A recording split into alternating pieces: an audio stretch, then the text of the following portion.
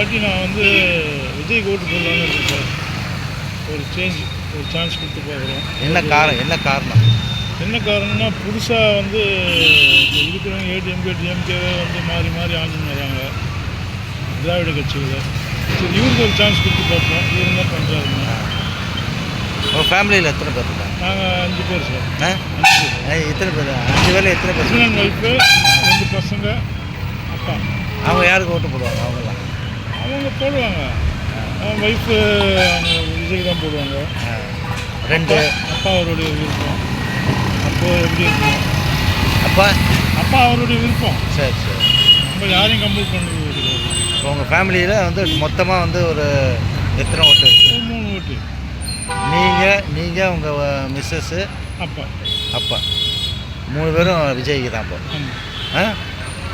சொல்லி பார்ப்பேன் அப்பா கிட்ட.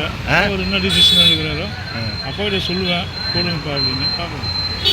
அப்ராக்சிமேட்டாக 3 ஓட்டு உங்கள் ஓட்டு. Okay, thank you sir. தேங்க்ஸ். உங்கள் பேர்?